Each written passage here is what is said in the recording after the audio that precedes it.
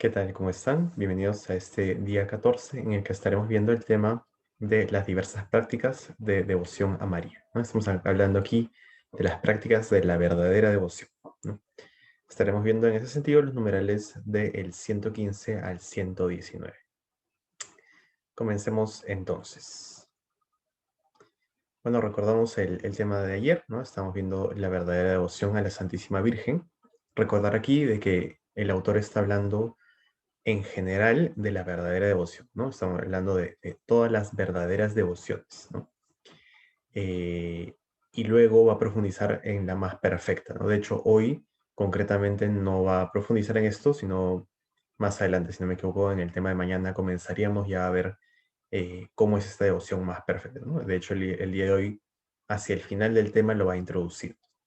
Entonces, esta verdadera devoción es una devoción interior, una devoción tierna, que quiere decir que es confiada, una devoción santa porque se orienta hacia Dios, constante en su fidelidad y desinteresada, una vez más, porque se orienta hacia Dios y no hacia uno mismo. Entonces, ya entrando en sí al tema de hoy, vamos a comenzar a hablar de las prácticas comunes interiores, ¿no? Las prácticas propias de la devoción.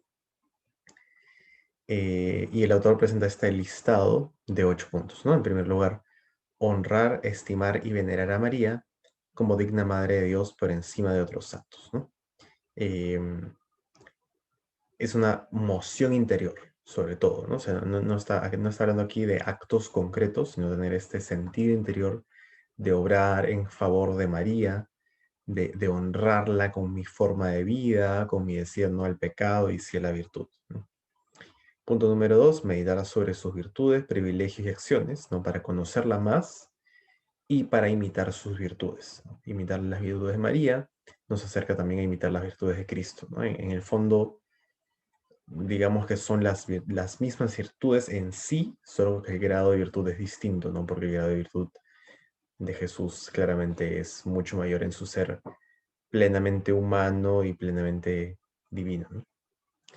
Punto número 3, contemplar las grandezas de María, las grandes beneficencias también que ha hecho frente a nosotros, frente a cada uno de nosotros, frente a la humanidad, ¿no? Todos los temas que ya hemos ido viendo, ¿no? El ser madre de María, el ser tesorera, que también lo iremos profundizando más adelante en el libro. Ofrecerle actos de amor, alabanza y acción de gracias, ¿no? Estos actos de cariño explícitos en los cuales, ¿no? Confieso mi amor a María, mi devoción, mi agradecimiento, pido su intercesión, la hago parte de mi vida. Invocarla de corazón, ¿no? Para pedir su intercesión, para encomendarme a ella, para decirle cómo estoy, en ese sentido de oración, ¿no? De una oración interior, para también mm, comunicarle que me preocupa lo que ella siente en su corazón, ¿no? Lo que ella siente al ver el sufrimiento de su hijo, el pecado en el mundo, etc.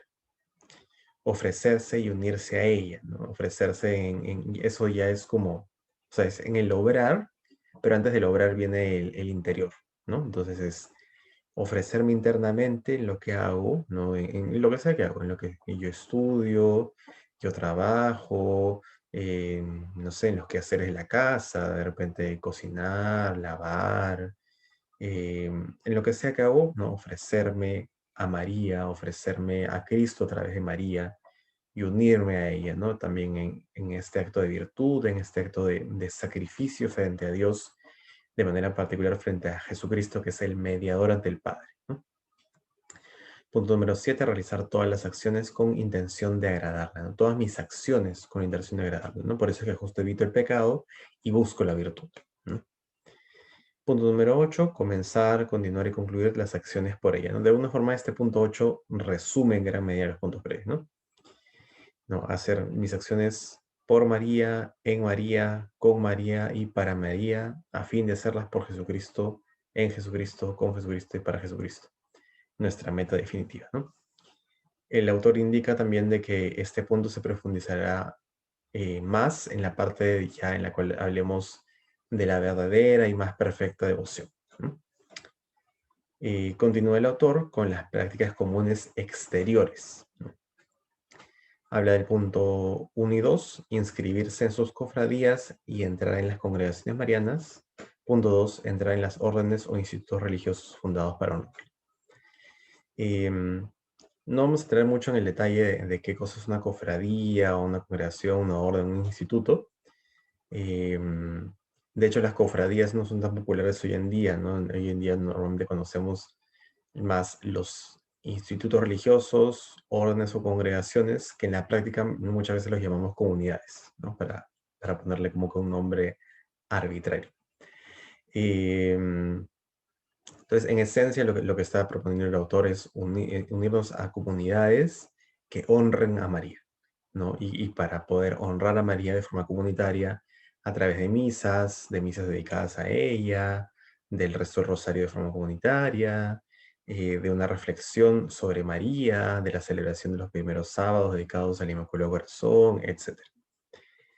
Punto número 3, publicar sus alabanzas. Aquí estamos hablando de hecho, de una forma de evangelización sobre quién es María, ¿no? De promover la verdadera devoción, de explicar quién es María, la altura de su gracia, el hecho de que esté sobre las gracias, lo que nos alcanza de parte de Dios, ¿no? Un poco lo que hemos ido viendo en el libro, y muchas otras realidades sobre las cuales nos podemos ir formando sobre María. Punto número 4, hacer en su honor limosnas, ayunos y mortificaciones espirituales y corporales, ¿no? O sea, ofrecimientos, oraciones, penitencias, em, tanto físicos, corporales como espirituales, ¿no? O sea, que va muy en línea con lo que veíamos antes, ¿no? Así como interiormente ofrecemos todas las acciones, en la práctica también las ofrecemos, ¿no?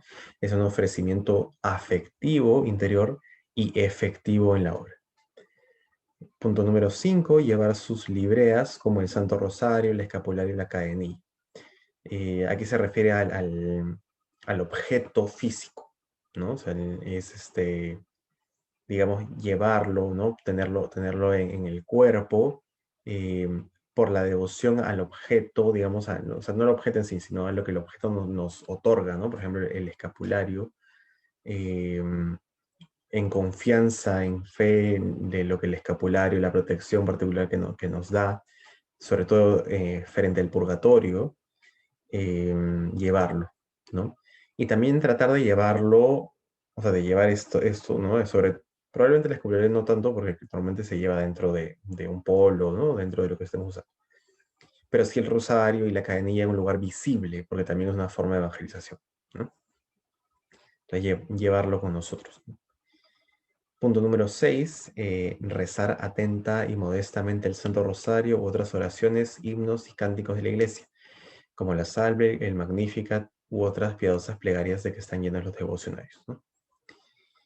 Principalmente el Rosario, ¿no? Rezar el Rosario, ¿no? Rezarlo idealmente diariamente. Si es que no lo hago diariamente, sí tener esta práctica de tener alguna oración diaria a María, ¿no? Incluso no una, ¿no? Sino probablemente un mínimo de 3, ¿no? Una buena práctica que también, o sea, este texto es más largo en el libro, ¿no? Pero una gran práctica es, por ejemplo, el rezo del Ángelus, ¿no? A las 6 de la mañana, a las 12 de la tarde y a las 6 de la noche, ¿no? Entonces, bueno, de repente nos despertamos tan temprano, pero podemos hacer el Ángelus al iniciar el día, a las 12 de la noche, a las 12 del mediodía, que si bien cerca de una parroquia probablemente escucharían las campanas, ¿no? que denotan este momento del Ángelus, y a las 6 de la noche, de la tarde, ¿no? O rezar parte del rosario, si es que no puedo rezar los 5 misterios, rezar al menos una coronilla, ¿no? Meditando un misterio del día, y así, etcétera. Punto número 7, cantar y hacer cantar en su honor cánticos espirituales.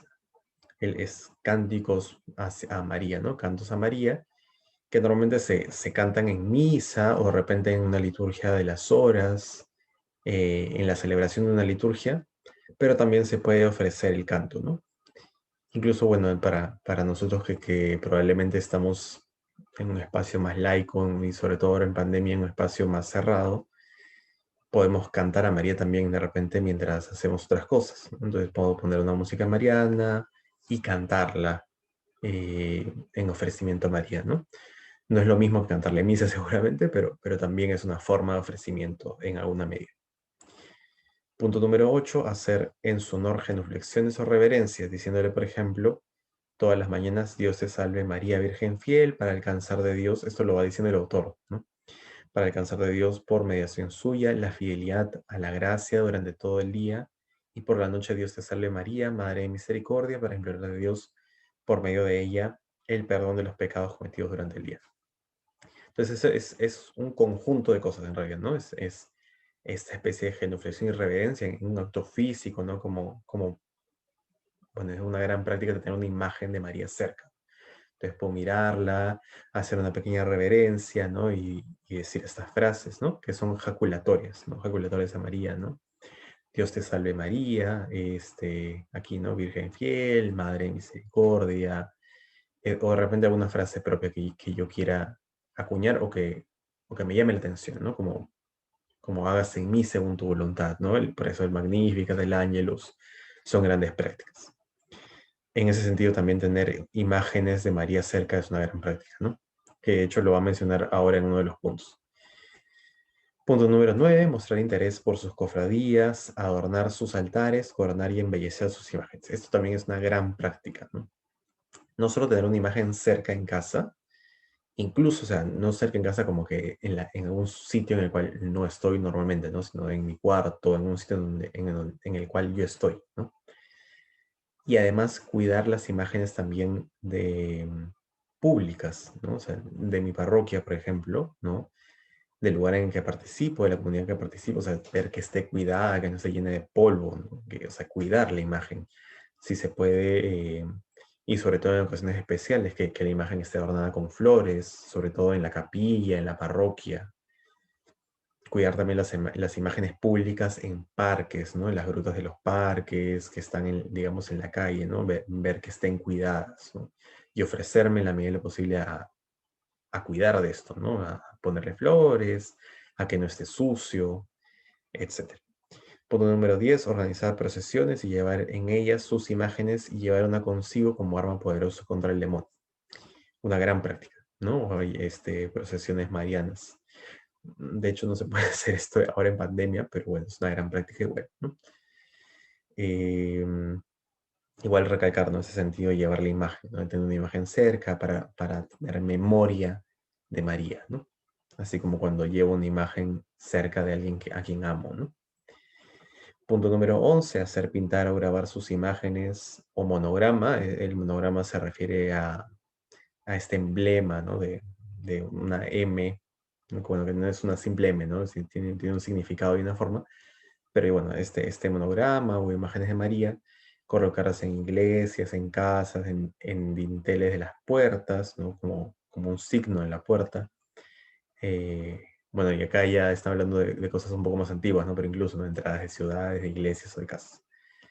Eh, Incluso, ¿no? O sea, repartir, por ejemplo, rosarios, estampas de la Virgen, ¿no? Es también una forma de evangelización y una práctica exterior en la cual estoy diciendo que esto me importa y por eso lo quiero entregar al otro. Entonces, una devoción mariana también, una práctica exterior. Punto número 12, consagrarse a ella en forma especial y solemne. Hasta aquí llega la lista de prácticas. Procede luego el autor a comentarnos sobre las disposiciones para una verdadera devoción, ¿no? Disposiciones del corazón, digamos, ¿no? Entonces, en primer lugar, una buena y recta intención de agradar solo a Dios, unirse a Jesucristo, nuestra meta final y edificar al prójimo, ¿no? Esta es la intención cuando yo hago la obra interior o exterior o ambas, ¿no? Tener una recta intención en lo que hago, ¿no? O sea, no estar orientado a Cristo, orientado al prójimo. Si es que estoy orientado a mi salvación, también porque quiero encontrarme con Dios al final de mis días. Punto número 2, la atención sin distracciones voluntarias, ¿no? Entonces, si hago mi rosario, mantenerme atento, ¿no? O tratar de mantenerme atento, no que estoy rezando rosario y estoy pensando en que si le dejé comida a mi perrito, ¿no? O sea, meterme en la oración, ¿no? Punto número 3, con devoción, sin precipitación ni negligencia, ¿no?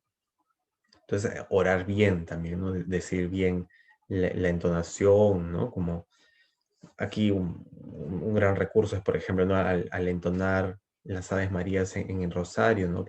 Pensar en que es como una poesía, ¿no? Como si se lo estuviésemos recitando a María que está en un balcón, ¿no? O como se lo recitaría Jesús a María, como si se lo recitaría San José a María. Entonces, con devoción, con arte, ¿no? Con tonada. Punto número 4, con modestia, con postura corporal respetuosa y edificante, ¿no? Entonces también rezamos con el cuerpo, entonces en algunos espacios, ¿no? Si hago mi rosario frente al Santísimo Sacramento, puedo hacerlo arrodillado, en una posición que note la interioridad que vivo y esta, bueno, forma respetuosa.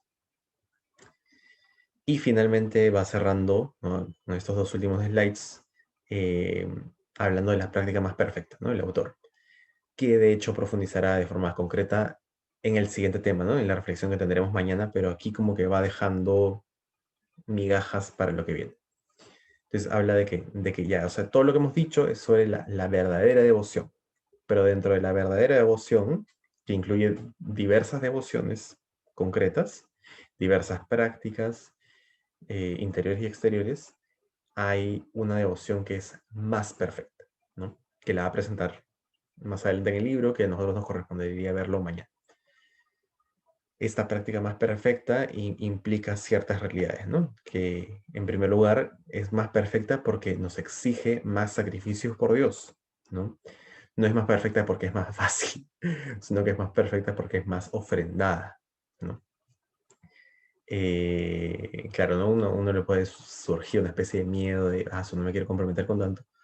Pero bueno, luego el autor también irá hablando de las gracias que provienen de esto, entonces será más llevadero, ¿no? Pero también hay un ejercicio ascético, voluntario, ¿no? Por ejemplo, comprometerse a hacer el rosario diariamente es un ejercicio ascético fuerte, ¿no? Porque hay luchas durante el día y no siempre hay tiempo, entonces es un ejercicio verdaderamente, ¿no? De esfuerzo. Eh, que nos libre más de nosotros mismos y de nuestros egoísmos, ¿no? Eso nos hace más perfectos, ¿no? Una mayor obediencia a Dios, un mayor abandono del pecado, una mayor orientación constante hacia la virtud, que nos conserve más firme y fielmente en la gracia y la gracia en nosotros, ¿no? O sea, quiere decir que nos aleje con mayor firmeza y fielmente, o sea, en el tiempo, por más tiempo, idealmente para siempre, del pecado mortal, sobre todo el pecado mortal, y también del pecado venial.